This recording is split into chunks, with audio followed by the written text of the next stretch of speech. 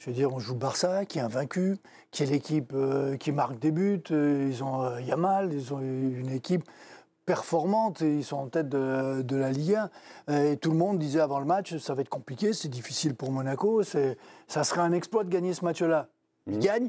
Alors après, je suis d'accord, les circonstances font que quand on regarde le match, on se dit c'est pas un exploit, c'est normal sur ce qu'ils ont fait. Mais à la base, ça reste une performance et ça reste pour moi un exploit de se dire qu'ils ont battu le Barça. Ils ont 3 points et Barça est dernier du championnat. Je trouve que oui, Fred, pour moi, l'emporte. Écrasé, Siani Dalmas, oui, un peu plus jubilant dans vos arbitrages. Nous allons, c'est la séquence Freud, on va directement aller voir notre ami Philippe Sansfourche. Philippe était partagé, a commencé par le non, plus le oui, plus machin, je ne veux pas banaliser. Pourquoi ce conflit intérieur ? Ce conflit intérieur, parce qu'effectivement, au regard de la rencontre, de son scénario, du développement des occasions de Monaco, on se dit que s'il ne l'avait pas emporté, on aurait beaucoup de regrets et que ça n'aurait pas traduit la physionomie de la rencontre. Mais effectivement, il faut regarder le match dans son ensemble. Si Ter Stegen perd les pédales au bout d'un quart d'heure de jeu, c'est aussi parce que Monaco entame bien son match et met la pression sur les premières relances. Donc ils ont été la chercher, cette victoire. Effectivement, je pense que l'entrée de Golovin en seconde période à la place de Camara, dans un premier temps, a un peu déstabilisé le milieu de terrain. C'est-à-dire qu'ils ont moins gratté les ballons, ils étaient moins souverains. Ils ont mis un peu de temps à remettre la machine en marche. Et après, on avait, je veux dire, au départ, Vanderson qui change de côté pour prendre Yamal. On avait des gros doutes quand même. À l'arrivée, c'est un des hommes du match. Il met les 2 gaufrettes. Moi, je trouve qu'à l'arrivée, je penche plutôt sur le côté très grosse performance, pas loin de l'exploit. La gaufrette, c'est des passes décisives. Ne prenez pas les choses comme ça. Stéphane, on en a trop fait sur le Barça, non ? Attention, le Barça qui marque. Franchement, le Barça, là, vous les avez vus. Déjà, leur maillot, horrible. Et puis, non, mais c'est le Barça, ça. C'est l'école du jeu collectif, ce Barça. C'est un pas jeu, d'équilibre, pas de truc, rien. Ils ont joué à 10 avant que Platini, on va en parler tout à l'heure, mais ils ont précédé les vœux de Michel Platini en jouant rapidement à 10. Non, mais l'exploit, c'est-à-dire quand on parle du rapport de force initial, comme le faisait Raymond à l'instant, avant tout, oui, c'est un exploit. Vous avez une équipe de Barcelone qui survole la Liga en ce moment, face à une équipe de Monaco qui n'a pas joué la Ligue des Champions depuis X années et qui n'en a rien fait de notable depuis les années Mbappé. C'est déjà 7 ans en arrière. Donc, non, c'est une vraie exploit, le mot est galvaudé. Pour un premier match de Ligue des Champions, un exploit, c'est un peu galvaudé, mais c'est une grosse perf, en tous les cas, des Monégasques, il n'y a pas de doute là-dessus. Et comme c'est une équipe très jeune, qui est très jeune et puis novice dans cette compétition-là, ça me rappelle, moi j'avais eu le plaisir, justement, dans les années Mbappé, de commenter le premier match de Monaco cette saison-là en Ligue des Champions. C'était un match à Tottenham, à Wembley, où ils avaient battu Tottenham 2-1 avec Bernardo Silva, notamment buteur. Et on ne les attendait pas non plus ce soir-là, on ne savait pas trop ce que ça allait donner cette année de Monaco. Ils sont allés en demi-finale, donc peut-être que c'est le premier petit caillou sur ce chemin-là. Ok. On ne peut pas banaliser, quand on est un club français, de battre le Barça, en tous les cas. C'est pas... On banalise ça, mais il ne faut pas... Pardon ? L'année dernière, quand le PSG prend le Barça, on se dit que c'est pas non plus le truc le plus radical. Enfin, parce que le Barça est bien là depuis le début de saison, que c'est redevenu une équipe redoutable. Et évidemment, dans le rapport de force du moment, mais moi, je trouve que Monaco aussi fait un très bon Le Barça, ils viennent de passer 4-0 à 4-1 à Gérone. Dans le derby, le Gérone qu'on a vu hier tenir tête au PSG. Donc c'est... Monaco, il n'est pas infamant son début de saison. Monaco joue bien. Non, je sais bien, Monaco mais sans repère. certitude. Moi, j'étais sans certitude aucune sur l'AS Monaco avant le début de la compétition. Je vois cette défense-là, je me dis, cette défense-là face à Yamal, les bandes... Évidemment. Ils les ont battus au trophée Quimper, on vient de le dire. Enfin, ils avaient, eux, quelques certitudes. Tout à l'heure, ça comptait, maintenant, ça compte plus. Avec le PSG en préparation. Tout à l'heure, ça comptait, maintenant, ça compte plus. Et Alençon a battu Quevilly. Oui, mais bon. Je veux dire, ça reste... Stéphane est en difficulté, il se raccroche à Alençon. Non, c'est vrai qu'on a égrené un peu les joueurs. Il a joué ce soir, Lewandowski ? On n'est pas sûr. À un moment, à cause du maillot en partie, on pensait qu'il était sur le banc, sur juste un plan comme ça, un plan de coupe. Je me suis dit, mais il n'est pas titulaire, Lewandowski. Pourquoi ? Serait-il pas blessé ? Non, il n'était pas blessé, il était titulaire. Non, c'était limite ectoplasmique. Vous êtes sévère, parce qu'il a, sur les appuis, sur les remises, pour regarder quelques ballons, on l'a touché quand même quelques fois. Oui, quelques fois. Il n'a pas été présent devant le but, mais dans la construction du jeu, je l'ai trouvé je veux dire, pas aussi mauvais que ça. Il a été présent à ce moment-là. Mais c'est vrai que dans les 20 derniers mètres, on ne l'a pas vu. Raymond, à la pause, vous avez dit, on a déjà assisté au tournant du match. C'est la relance de Ter Stegen donc, face à Eric Garcia, pour Eric Garcia. Minamino traîne dans le coin. Eric Garcia foire son contrôle, est éliminé, fait une faute. L'arbitre. Ça, c'est le tournant du match pour vous. Il y a un avant et un après. Voilà, complètement. Quand on se retrouve contre le Barça, déjà à 11 contre 11, ça peut être compliqué. À 10 contre 11, c'est bien. Hein. Si tous les matchs, on pouvait les faire à 10 contre 11, 80 minutes. 75 c'est pas un quart d'heure de la fin. Hein. C'est au bout de 10 minutes. Et pourtant, Raymond, là, on a kilomètres parcourus. Ils ont presque couru autant que les Monégasques, avec un joueur de moins. Ils ont un joueur de ça moins. veut dire qu'à 11 contre 10, je pense que la deuxième mi-temps de Monaco aurait été très très pénible. Ok, d'accord, c'est vrai. Donc oui, bonne analyse. Dans tous les matchs, n'importe comment, une équipe qui joue 80 minutes, 10 contre 11, quelle que soit sa qualité, elle va être en difficulté. Je me souviens de la Fiorentina qui se qualifie à Sochaux en Coupe d'Europe. C'était pas au premier tour, hein, c'était en 8e. Ils se prennent un carton rouge genre à la 4e minute. Et derrière, ils tiennent le choc, ils marquent même un but. Et ils se qualifient contre Sochaux. Donc c'est quand même possible. Je veux dire, c'est pas non plus une fatalité. C'est arrivé, c'est possible, c'est clair, mais il faut avoir. C'est arrivé, 9 fois sur 10, ça n'arrive pas quand même. Voilà, c'est l'inverse. Tu sors l'exception, effectivement, puis tu nous sors un match qui fleure bon notre football d'antan. Mais. Oui, dont on se souvient tous d'ailleurs. Oui, bien sûr. Le Fiorentina Roberto Baggio, tout de même. But de Yamal à la 28e minute. J'allais faire un petit constat de Lamine Yamal à la 28e minute. J'allais faire un constat à l'amiable. Il y a 3 joueurs, on va dire, qui sont un peu dans le coup. J'ai Vanderson, qui se fait, on va dire, un peu naïvement éliminer.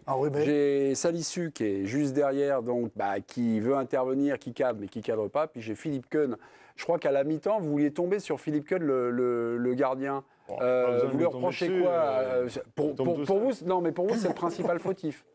C'est pas le principal fautif. En tout cas, ce nom-là qui est sorti spontanément. Les deux, après, c'est bon. Vanderson, on l'a dit déjà, je trouve qu'il s'en est plutôt bien sorti sur l'ensemble de la rencontre en étant sur son mauvais pied pour défendre.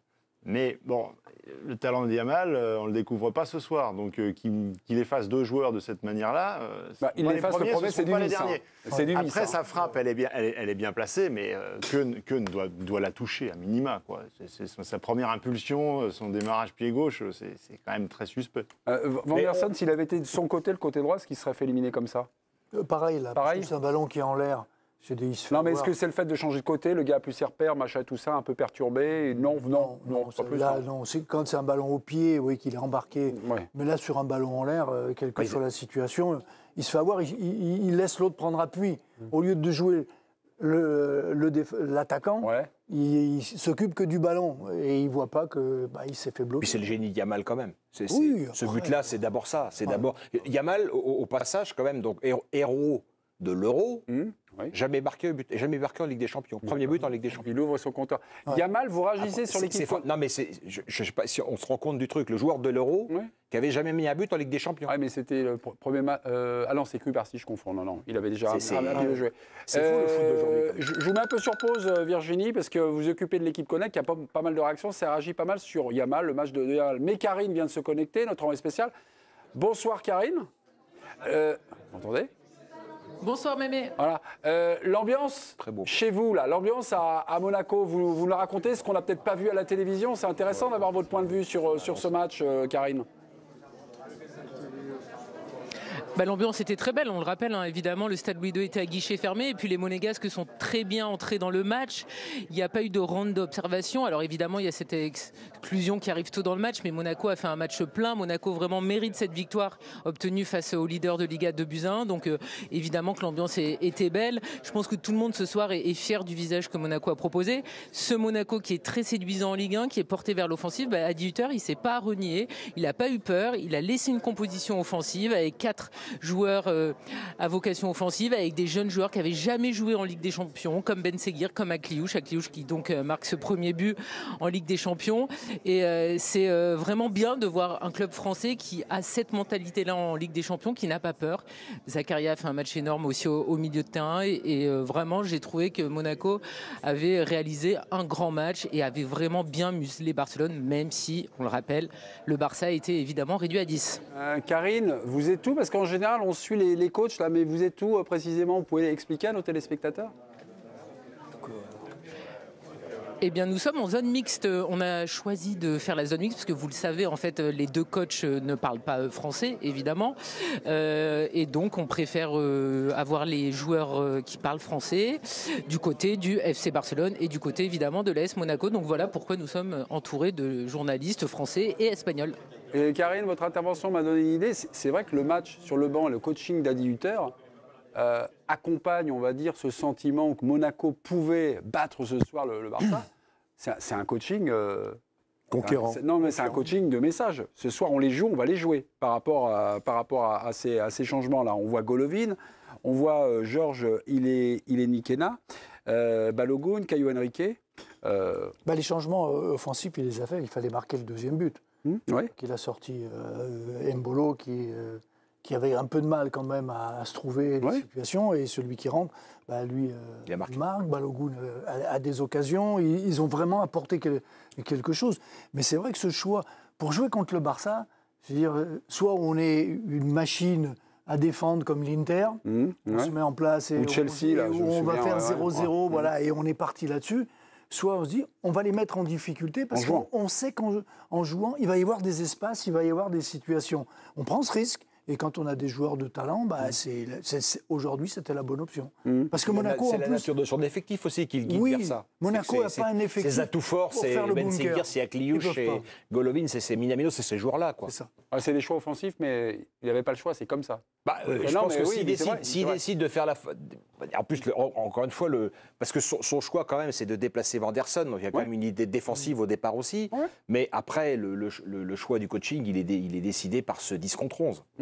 Karine, vous voulez ajouter quelque chose? Parce qu'avant la rencontre, mais ça, aucun chroniqueur l'a dit, c'était déjà extrêmement offensif. Non, Karine, j'ai une question sur l'impression moi, que j'ai eue en tant que téléspectateur, que physiquement, il y avait quelque chose où vraiment les Monégasques leur ont marché dessus. Moi, je n'ai pas les chiffres des duels gagnés, mais je trouve que Monaco avait du sang, quoi, avait du nerf, quoi.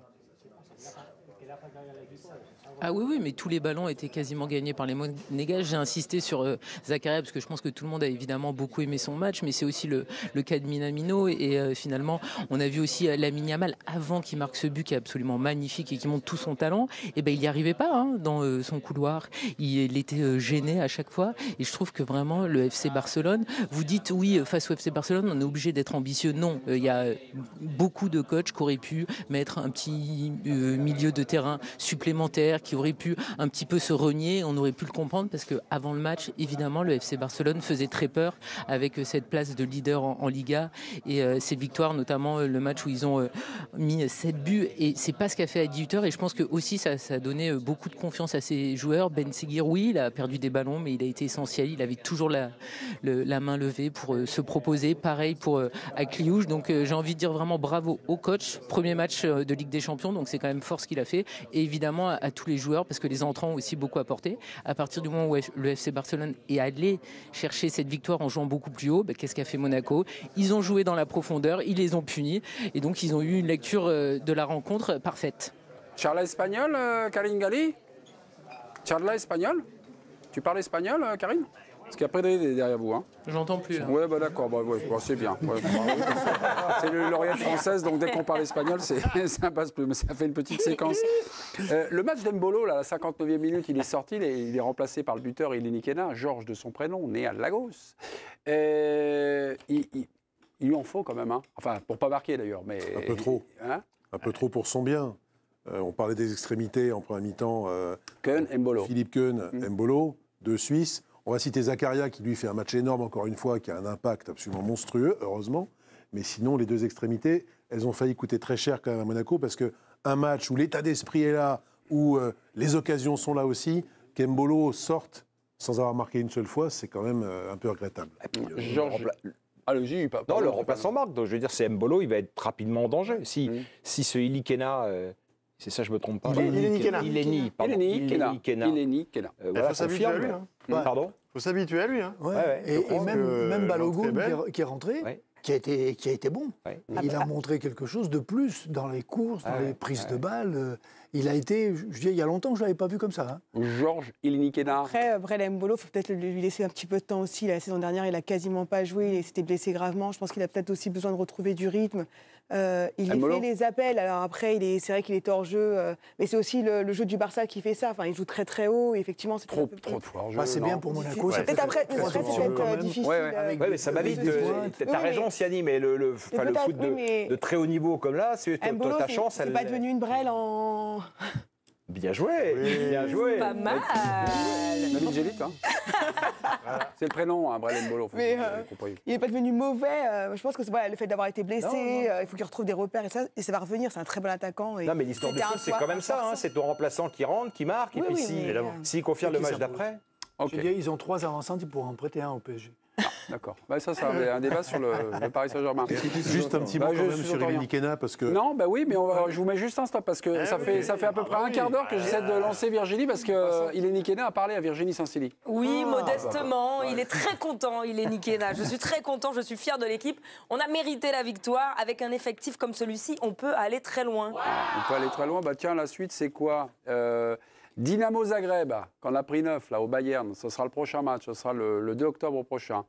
Après, on retourne sur le Rocher, Monaco, Étoile Rouge. Pas mal ça. Après, petit déplacement à Bologne, en Italie. Après, Monaco, Benfica, vaut mieux recevoir un club portugais qu'aller au Portugal, hein, vu les stats. Arsenal, Monaco, Monaco, Aston Villa et Inter, Monaco. Bon, ce sera un scandale qu'il ne soit pas qualifié après le match contre Benfica. Non, mais franchement, ça donne des belles perspectives quand même pour cette compétition. Là, ils sont gorgés de confiance après un résultat comme celui-là. Mais juste, on a entendu les mots d'Ilinikena, mais arrêtons-nous une seconde sur ce garçon. Il a que 18 ans. Oui. Hein, surtout, il y avait un truc que je voulais dire. Parce que avant, vous le disiez, Philippe. J'étais dans le stade. La dernière fois que je l'ai vu, c'était à Amiens, au stade de la Licorne.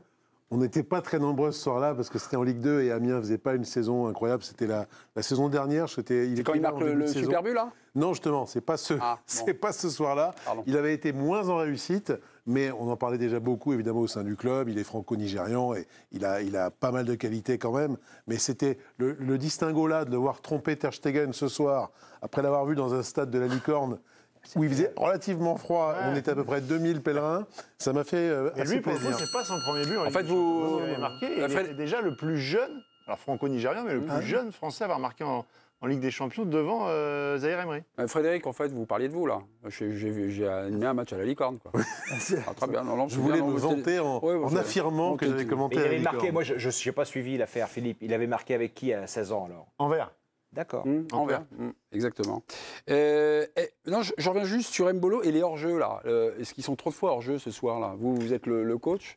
Ou alors non, il y avait des solutions en profondeur et les hors-jeux, finalement, c'est le revers de la médaille pour Monaco. À la limite, c'est bien qu'il y ait des joueurs qui se mettent en position de hors-jeu parce qu'ils tirent la défense, ils mettent le risque et ça se joue des fois à pas grand-chose. Plutôt que des joueurs qui décrochent toujours. Ouais, mais si on a une équipe avec des joueurs qui sont jamais hors-jeu mais qui décrochent toujours, il manque quelque chose. Le fait d'avoir quelqu'un qui part dans la profondeur. Le mouvement. Pour les défenseurs, c'est toujours gênant parce que comment on s'arrête et il faut le synchroniser parce qu'on est 3, 4 à devoir le faire. Moi, je préfère cette situation avec quelqu'un qui est hors-jeu de temps en temps que quelqu'un qui n'y est jamais. D'accord. Vous avez un nouveau message. L'équipe Connect, c'est reparti pour un tour. Ça réagit, ça réagit sur le Barça. Ça dit que le Barça baisse de niveau de jeu année après année, que le Barça était inexistant, très décevant. Et il y a ce commentaire de Sebou. Pour l'instant, le Barça est comme le PSG la saison dernière. Ils dépendent d'un gamin de 17 ans. Qu'est-ce que vous en pensez ? À un moment, il y avait Messi qui jouait aussi, il dépendait souvent de Messi. Mais pas que. Oui, mais quand il y a un grand joueur, il fait partie de l'équipe. C'est le collectif qui le fait. Lui, il finalise, mais il doit faire partie d'une équipe qui tient la route pour être performant. Mais la comparaison avec Barça, PSG, Mbappé, les années Mbappé au Paris Saint-Germain, enfin les dernières et le petit Yamal. Qu'ils ont beaucoup de blessés aussi en ce moment quand même. Je veux dire, rien que derrière... Au milieu aussi. Araujo, Christensen... De Jong, c'est en fait quand même. Pour un club des joueurs confirmés, un des plus endettés d'Europe, ils ont un effectif bien tous les jours. Moi, je m'attends toujours quand même, quand je vois le Barça, à quelque chose, une idée du jeu, une idée du jeu. Non, mais une idée du jeu collectif, on va dire un logiciel commun. Là, un peu à l'image de leur maillot pourri, là, noir. Non, mais franchement, s'il n'y a pas le Barça écrit, vous dites... non, mais... On remarque juste quand même un truc, Olivier, c'est que les gros d'Europe, là, pour l'instant, à part le Bayern et encore, c'était un match un peu étonnant. Ouais, les gros d'Europe, ils ont pas de mal à lancer l'affaire quand même. Donc il y a peut-être un peu de ça aussi. Quoi. Moi, je veux dire, être aussi définitif qu'on vient de l'entendre sur le Barça, parce qu'ils ont perdu à 10 contre 11 à Monaco 2-1. Bon, peut-être que ce sera vrai à Noël, mais pour l'instant, je pense qu'il y a encore un peu à attendre. Quoi. Sans être définitif, et encore une fois, je mets un petit peu la Liga de côté parce que c'est pas pareil, mais le Barça, ça fait très longtemps qu'ils sont plus invités, au moins dans le dernier carré de la Ligue des Champions. C'est plus un club depuis un petit moment qui prétend à la victoire finale. Donc c'est pour ça que moi, j'ai pas considéré que c'était un exploit de dingue d'être pour Monaco de les battre. C'est magnifique ce qu'ils ont fait, mais pour moi, et je suis assez d'accord avec l'internaute, c'est plus le grand Barça. Et j'ai l'impression que la qualité de jeu diminue. C'était déjà le débat avec Xavi l'année dernière, qui était passé pas très loin de se faire virer, finalement, qui était resté. On a du mal à retrouver cette philosophie de jeu qui avait fait la beauté du FC Barcelone. C'est vrai, ce petit pas de recul là, dans les rétros de voir le Barça depuis les 6-7 derniers mois, ou même depuis un an.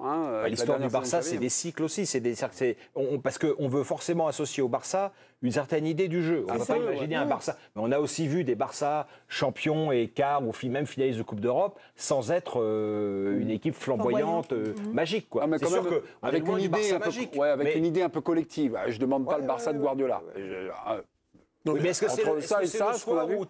que c'est le soir où on peut conclure ça? Je ne suis pas sûr. Non, mais en tout cas, on peut conclure ça ce soir. Mais après, pas tirer de conclusion pour l'ensemble de la saison. Sur ce qu'on voit avec Hansi Flick en Liga, en tout cas, c'est quand même un jeu qui est plus direct, plus vertical. On voit quand même beaucoup de choses, on voit du spectacle, on s'ennuie jamais. Il y a aussi des trucs hyper positifs depuis le début de saison de Liga avec le Barça. Est-ce un exploit? Le nom l'a emporté. Siani, vous étiez seul contre tous. Vous gagnez donc 51 à 49. Mais en revanche, on a perdu notre petite musique d'intro. J'ai entendu le bruit d'une bête. Ah bah non, voilà, j'ai tout le temps, je ne même pas. C'était entre une hyène qui avait avalé un truc, une hyène qui a un chat dans la gorge, un truc horrible.